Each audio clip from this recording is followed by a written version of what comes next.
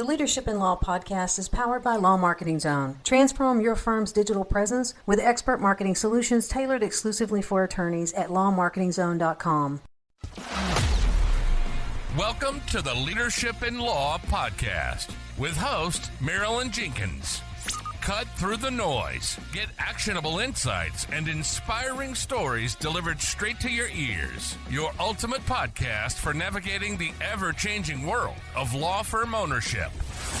In each episode, we dive deep into the critical topics that matter most to you, from unlocking explosive growth to building a thriving team. We connect you with successful firm leaders and industry experts who share their proven strategies and hard-won wisdom. So, whether you're a seasoned leader or just starting your journey as a law firm owner, the Leadership in Law podcast is here to equip you with the knowledge and tools you need to build a successful and fulfilling legal practice.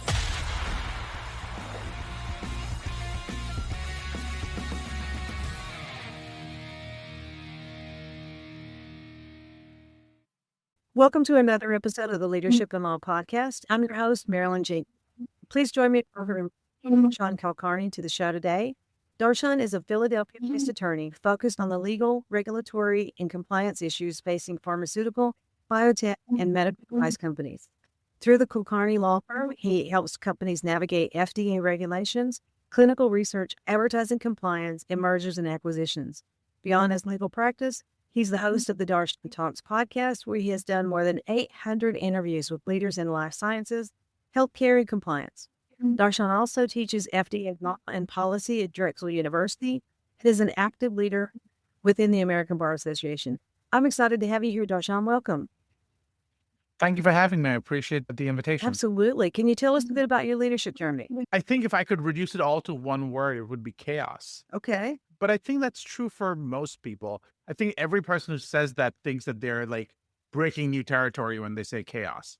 The fact is that in my case, I was a sixth-generation pharmacist. My dad owned a pharmaceutical company. His dad owned a pharmaceutical company. And before that, they owned pharmacies.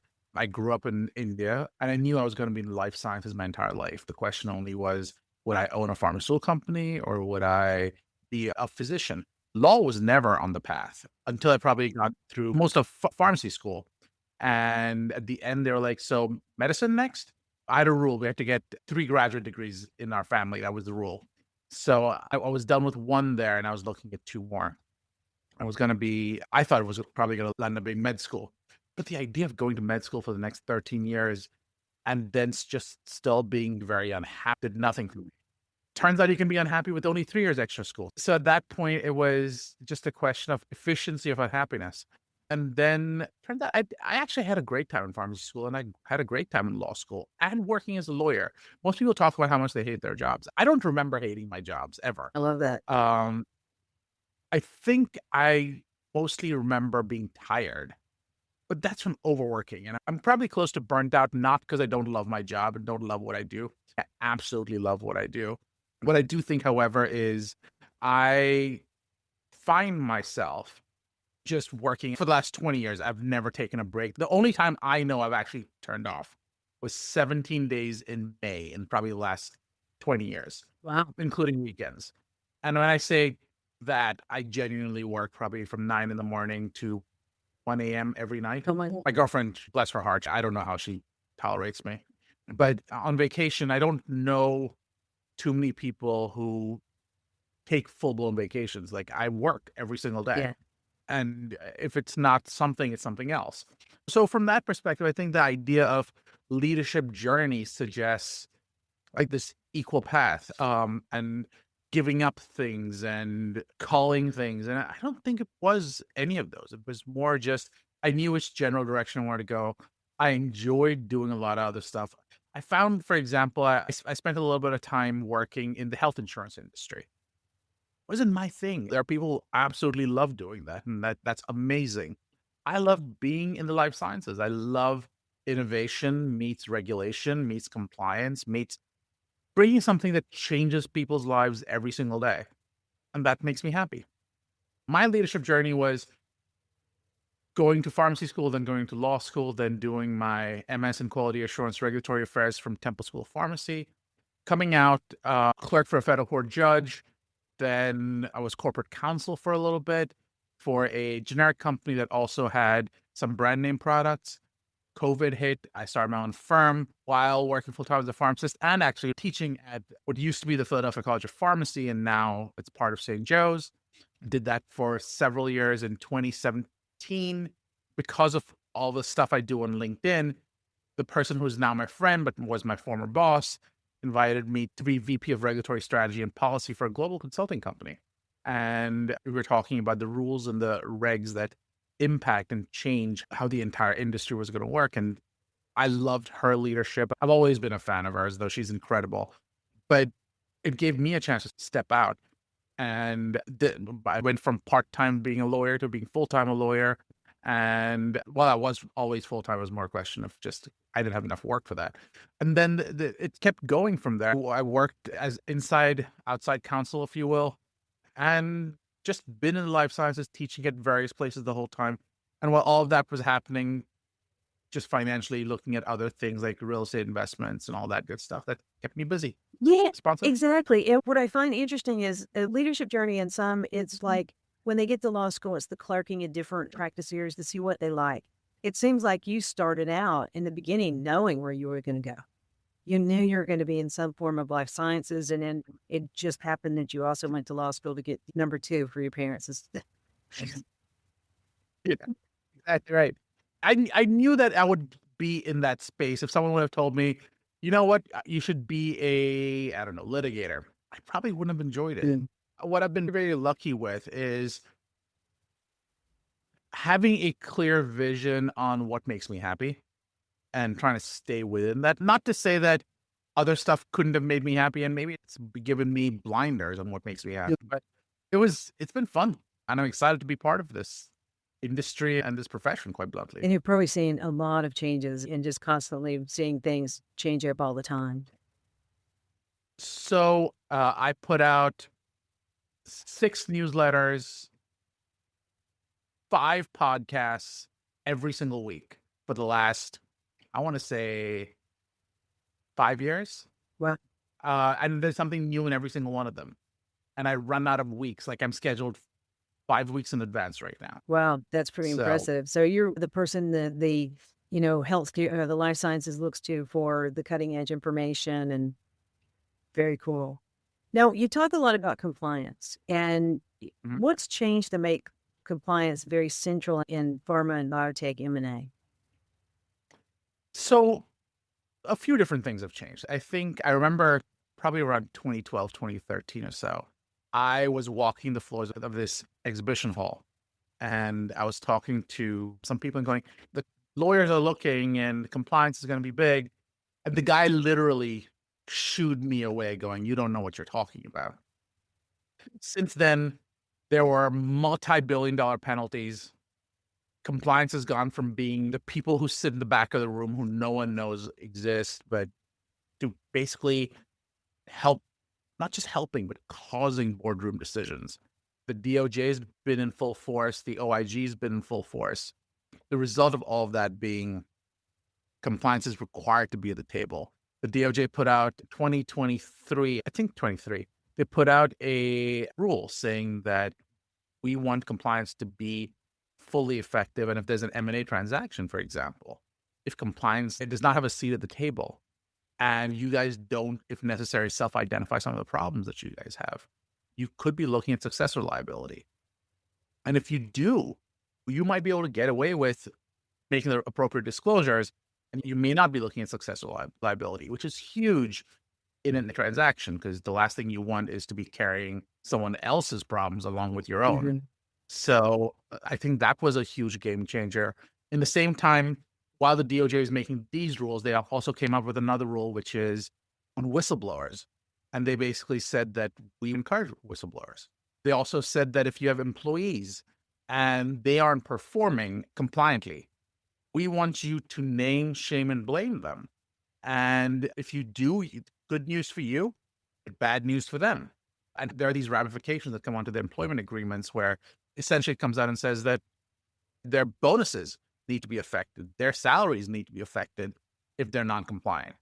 And what does non-compliance really mean? Non-compliance means not following the rules. bribing people when they shouldn't be, or not having appropriate controls in place. To kind of become a lot more active in the life sciences. There are special healthcare fraud units that are out there, and they're going out there, and we're talking about, in one case, I think there was a $3 billion net that was put out for all these physicians and healthcare practitioners who were non-compliant. Pharma companies have paid multi-billion-dollar penalties going back a decade. So that's one element. The DOJ got busy. The Office of Inspector General came out, and they said, we have these 7 elements of compliance we expect all of you to follow. I'd tell you that probably about 60% of people know about the OIG ones. Almost no one knows about the DOJ ones, but you've got to sit and reconcile those. And I can tell you, the people who think they're really like cutting edge have the OIG stuff, but do not have the DOJ stuff. But let's say you get that in place. Now, you also have DOJ, OIG, and then combine that and connect that to FDA requirements. You then connect that to OCR, which is Office of Civil Rights, which is HIPAA for those people who are thinking about it. Now you take all of that, you connect that to state privacy laws. You connect that to state subscription laws if you have someone on a subscription type of model. You connect that to, like, there are so many different nuances that most people have not thought of. And now you layer all of that with AI. And it keeps people like me busy, which I'm very appreciative of. Yes, but not until 1 a.m. You need to you need to take a break. As much as you love what you do, you got to learn how to stop. Take a break. And it's just so much fun. Can you imagine every single day going, I wish I don't miss this bit of information. Like every morning there's new stuff. And it's fun when you're talking to a client. This happens to me almost on a daily basis where I'll go, about 3 hours ago, the DOJ announced this. And the client's eyes just pop out going, first of all, why do you know that? This changes everything I was going to do. And this is the guy I want to hire because he knows what's happening as we speak. Those are the best parts. Being indispensable. Not just it, being in the know. Yeah. It's like you're sitting at your battle station and you're better armed than anyone else. It sounds like compliance for you is like keeping the puzzle pieces in play. Yeah. It's all the balls juggling in a way that you're the only one who sees where the next ball's coming from. And do you ever have a client that's 100% in compliance? No, you'll never have a client. Because the moment you're 100% compliance, your compliance program has failed. Something changed. Because it's not looking hard enough. You should be finding problems. You should be fixing problems all the time. If you aren't, and this is actually came out earlier this week, where the DOJ, or it was courtroom decision, essentially what they had was, they had a vendor, and the vendor said, we're 100% in compliance, and we have all these controls in place. And turns out it was great. That sounds amazing. Like, I have a vendor who's saying they're 100% compliance. Turns out that the entity that did the certification of compliance was owned by the same guys who had the company. So you need to do deeper. You need to look deeper. Why are you 100% compliant? That does not make sense. And what could be? Hey, that's interesting because you can't, that's like the whistleblower. You can't inspect your own and expect you to see it with neutral eyes. And even if you are inspecting your own, show me that you're catching things. If you're 100% always like 100, it's like saying, tell me that your marketing plan works. I can always change something. Yeah. I'm always looking deeper, and there's always a little tweak always improvement I can make. Yeah. So when you're thinking about M&As in that industry and acquirers are evaluating a target company, what compliance issues raise the biggest red flags during the due diligence part of it?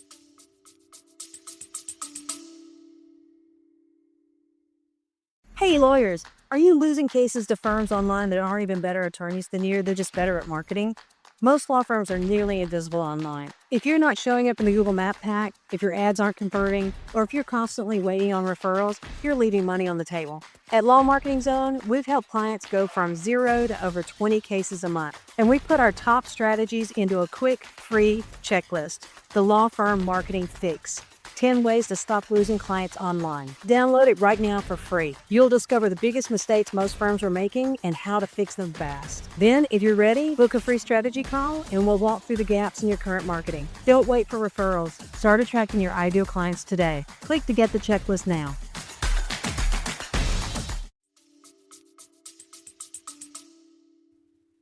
So the first question to ask is, what are you worried about? Some clients will come in going, I don't even know what I don't know. Some clients will come in going, look, we already have a DOJ hit. We want to know what these guys are pointing out and if that lines up.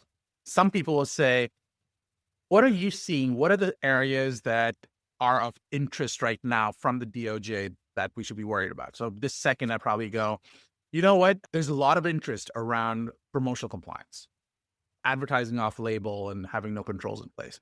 So I would say clinical trials is being dinged on a lot because there have been these lawsuits around what are called clinical trial sites and the doctor's offices who do the actual clinical trials. They aren't following the rules. Simple things like, I would tell you 90% of small doctor's offices are non-compliant, illegally non-compliant with state laws. And I've told them. And they're like, I'll take the risk. And is it a big risk? Oh, yeah. Get them. It would shut down the entire industry. It's just inappropriately formed. It's formation problems. So I actually mentioned this on another podcast. So now that I think about it, I can talk about it. It goes to the unauthorized practice of medicine. Because technically speaking, if clinical research is part of the practice of medicine, for example, the state of Texas defines clinical research as part of the practice of medicine. Other states may not specifically call it out, but if you're diagnosing, treating, or otherwise managing disease states, I'd argue that you're engaged in the practice of medicine. If that's true, only a doctor can own a doctor's office depending on the state in question, which is a pretty large majority of states. But in many cases, it's not doctors owning these clinical trial sites. So you basically have a bunch of these doctors' offices not owned by doctors, which is illegal under multiple state laws. Okay. And they're just riding it out, You're just saying, whatever, we'll take our chances. Yeah. And there are M&A companies right now going, okay, you're telling me this is standard, right? We'll just take it. We'll just buy it. So I'm going, let me get this straight. So you're buying an entity. You're going to give me $10 million for this entity that you can't own. The physician, there are non-competes. The FTC rules, for example, right now, yesterday's news was they're still enforcing the rules around non-competes for physicians. It's on a one-off basis. But the short version is that, and there are multiple states that are still saying, you know what, healthcare practitioners, we're going to not enforce or make it illegal to enforce non-competes. Different states, for example, Pennsylvania has a rule around that. You're now buying something you cannot own. With a physician, you cannot stop from going across the street and opening up the practice all over again. So what did you just pay $10 million for? Yeah, good question. So, It's not even they're buying data. no, you can't own that data in some cases. It's not your data. That's amazing. And what is happening if they do get caught and brought up? Do they just forfeit the company? They shut the company down? You'd shut the company down, but you'd also be engaged in the unauthorized practice of medicine, which means fines, penalties, and what happens if someone dies? Someone gets hurt. Yeah. Which is the more likely scenario if you're taking care of people. Right. So is that at that point criminal? Well, you knowingly purchase something that's illegal. And then had someone take care of people illegally. That's interesting. And so So- there's a lot of those out there. I'd say the vast majority of small sites are like that. And when I say majority, 95%. Wow, that is absolutely amazing. So that's crazy. Looking at the advertising in the pharmaceutical industry, what are you seeing is the biggest non-compliant issue? Because we see commercials all the time for some sort of pharmaceutical or another. It just seem to be constantly on TV. The ads on TV are usually not the problem. The ads on TV, you usually go through what's called an MLR board, a medical legal regulatory review board. The idea is that you've got a doctor, a lawyer, and someone who's with a regulatory background looking at these things going, you know what, okay to do or not okay to do. So you've got those vetted. What you're often dealing with are the sales reps going to a doctor's office. And now sales reps been trained. The quintessential sales rep we think about is often this really pretty blonde who is, I don't know, 25, 26, 30 years old. She goes into the doctor's office. The doctor's, I want to talk to her. And that's all you're looking for. You're looking for that 30-second opening where he'll talk to her. Now, she's been trained. She thinks that she knows everything. The doctor asks this really technical question about the drug, and she doesn't know what she doesn't know. So she answers that question, except the drug was not approved for that indication. She doesn't know that the drug was not approved, but she doesn't want to look stupid in front of someone. She's making a best guess based on the gaps she's filling in, et cetera, et cetera, et cetera. You're now getting into off-label marketing. Now, off-label marketing is inherently problematic, and that's where the multi-billion-dollar fines came from. However, the FDA rules have changed because the FDA lost 6 court cases saying off-label marketing may be okay because as long as the information is truthful and not misleading. That's the standard, truthful and not misleading. Okay. So the sales rep who's going out there and just making stuff up, that's a problem. On the other hand, the sales rep who's going in there and maybe even gets it right. Now the question goes to what's called intended use. This idea that, did you always mean to send out that sales rep to talk about these off-label uses? Or was it about something else? Was it always about, the sales rep is a one-off, we train her, we tell her not to do stupid stuff like that, and we're good. But if you have like these PowerPoints where you're going, everyone go out there and talk about these off-label uses, well, then it was never about that one sales rep. It was about you as a company making huge mistakes. So those things have to be balanced out. And the FDA has to balance shutting down free speech. So it goes into a constitutional. Yeah. So shutting down free speech against allowing for preventing inaccurate information from coming out there. So what kind of controls should you have in place to make sure that happens appropriately? That's what compliance, that's what legal is there for. The difference between compliance and legal for a lot of people is that legal's got your back every single time. That's literally what we go to law school for. You are the last friend before a company goes down. I think that's such a wonderful concept. The idea that you could be a horrible person, I'm still going to get your back. Yeah. That sounds like and that's not to say that you're forgiven or that it's to say that, look, everyone needs an advocate for them. I think that's as a concept, that's wonderful. And so lawyers are inherently as taught to look out for the needs of our client and advocate seriously. On the other hand, compliance has the role of going, no, that's not the point here. What is appropriate? What is right? What is fair? So that's why they want, if you talk to the DOJ, they want to separate compliance from legal. It's not always possible, especially in a small company. But DOJ goes, we want compliance at the table. We don't care where the legal is. Well, interesting. So now we're seeing a whole lot of AI in everything. So looking ahead, how do you see AI and digital health and decentralized trials changing the compliance expectations and the M&A risk? See, I think AI raises all kinds of questions.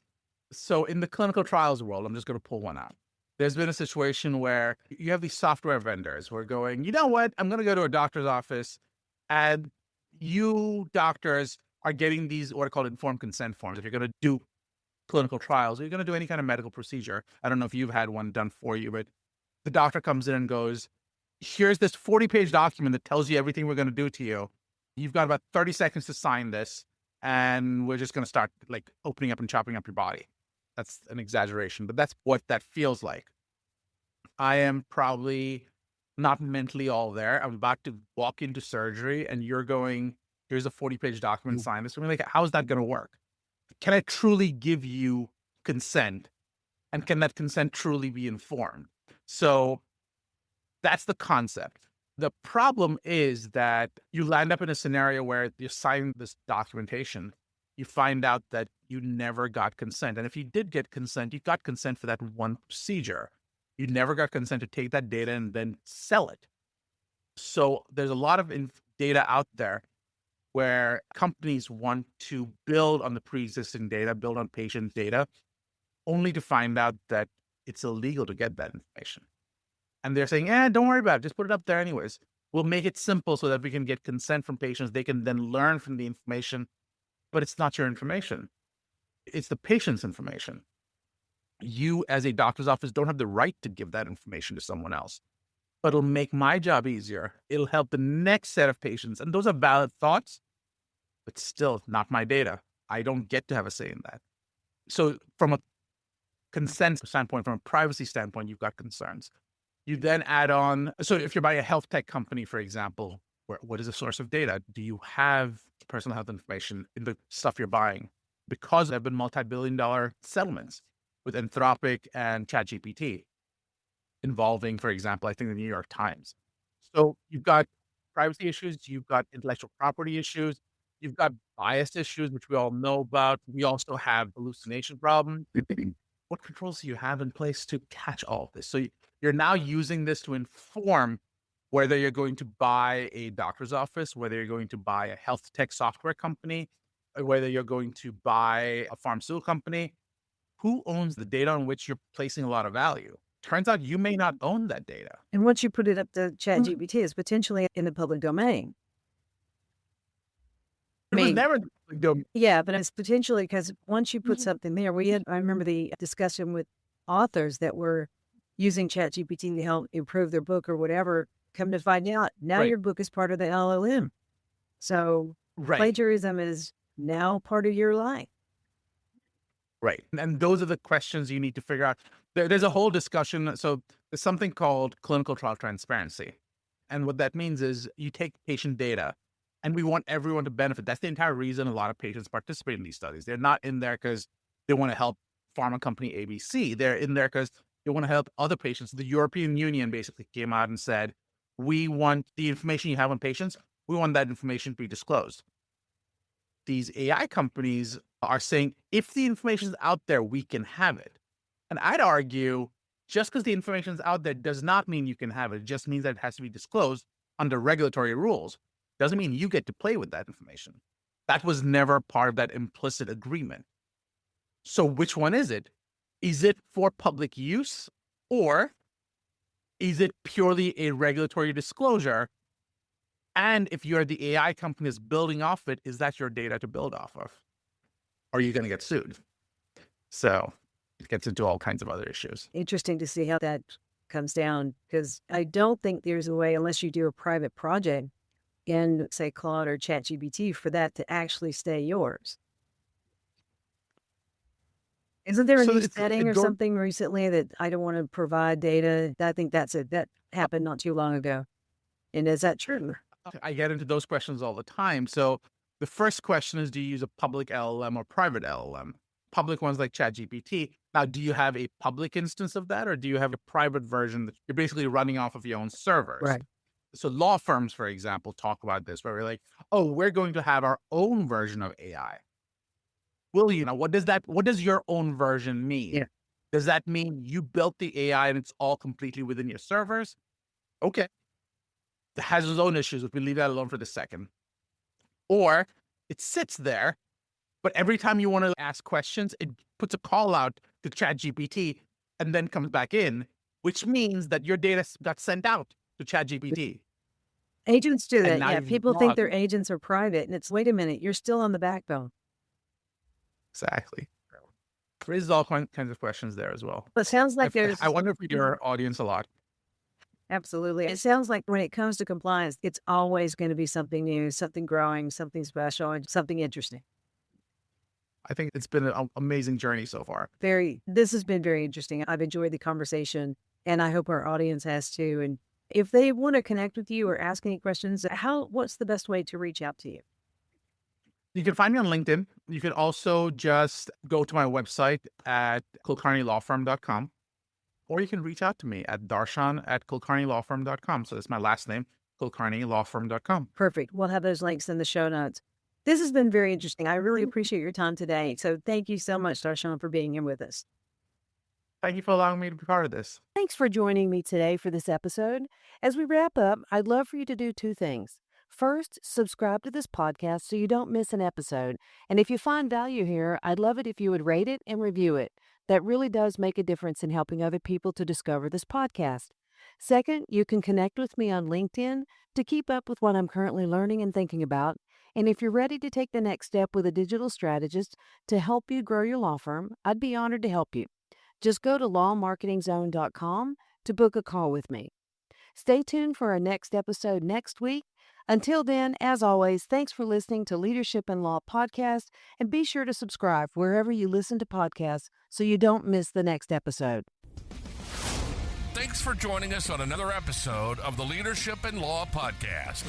Remember, you're not alone on this journey. There's a whole community of law firm owners out there facing similar challenges and striving for the same success. Head over to our website at lawmarketingzone.com. From there, connect with other listeners, access valuable resources, and stay up to date on the latest episodes. Don't forget to subscribe and leave us a review on your favorite podcast platform. Until next time, keep leading with vision and keep growing your firm.